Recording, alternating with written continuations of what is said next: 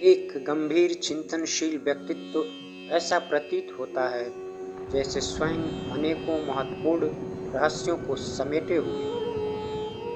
चरित्र की दृढ़ता ऐसा प्रतीत होता है जैसे आदि से अंत की संपूर्ण संस्कृति इसमें समाहित हो। गांधी सिर्फ एक स्वतंत्रता सेनानी ही नहीं थे, बल्कि वे अच्छे इंसान भी थे। एक आस्तिक हिंदू परिवार में जन्म होने का उनके चरित्र एवं व्यक्तित्व पर पूर्ण प्रभाव था। गांधी जी ने अपने व्यक्तित्व के बल पर ही संपूर्ण देश की तस्वीर बदल दी। उन्होंने अपने चरित्र के बल पर देश में इतना बड़ा परिवर्तन ला दिया। उनके जीवन में शायद ही कोई ऐसा व्यक्ति रहा हो जो उनसे मिला हो और प्रभावित हुए बिना न रहा हो।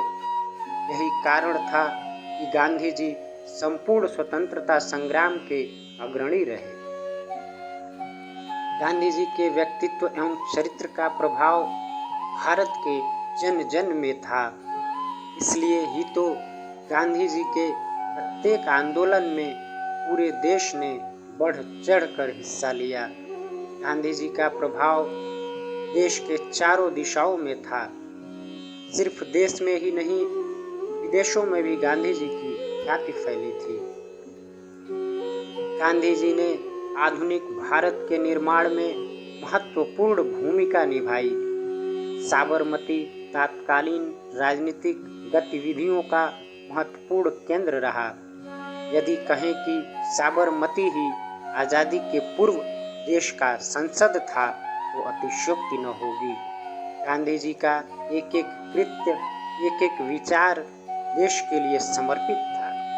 गांधी जी ने कभी भी स्वयं के सुख की चिंता न की। उन्होंने सदैव देश के बारे में ही चिंतन किया। 20वीं सदी के भारत के निर्माण में गांधी जी ने एक कुशल निर्माता की भूमिका निभाई और इसके प्रत्येक कार्य को इतनी कुशलता से निर्देशित किया कि भारत जो परतंत्र भारत था, स्वतंत्र भारत में परिवर्तित हो गया। व्यक्ति के व्यक्तित्व के निर्माण में बुद्धि और चरित्र दोनों की ही भूमिका महत्वपूर्ण होती है। बुद्धि होती है सही और गलत का निर्धारण करने के लिए और सही के अनुरूप चरित्र को ढालने में निर्देशन के लिए। गांधी जी ने सदैव ही इस बात का अनुसरण किया और चरित्र निर्माण को प्रमुखता दिया। संपूर्ण गांधीवाद व्यक्ति को चरित्र निर्माण की ओर उन्मुख करता है। बुद्धि की प्रखरता निसंदेह व्यक्ति को सामर्थ्यवान बना सकती है, किंतु सामर्थ्य का सदुपयोग तो चरित्र निर्माण से ही संभव है।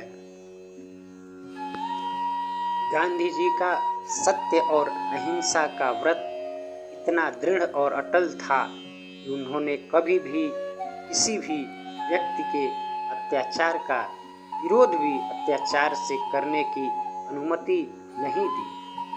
वे अंग्रेजों के क्रूर व्यवहार का विरोध भी क्रूरता से देने के पक्ष में नहीं थे। वे एकता और शांति पूर्ण विरोध में विश्वास रखते थे। उनका मानना था कि क्रोध व्यक्ति का समूल नाश कर देता है। उन्होंने व्यक्ति का स्थायित्व उसके चरित्र के स्थायित्व में तलाशा और निसंदेह भारत को एक चरित्रवान भारत के रूप में स्थापित किया, न कि एक क्रूर बलवान के रूप में। महात्मा गांधी का यह प्रयत्न हमारे वर्तमान भारत में भी परिलक्षित होता है, जबकि भारत विश्व गुरु बनने के पथ पर अग्रसर है।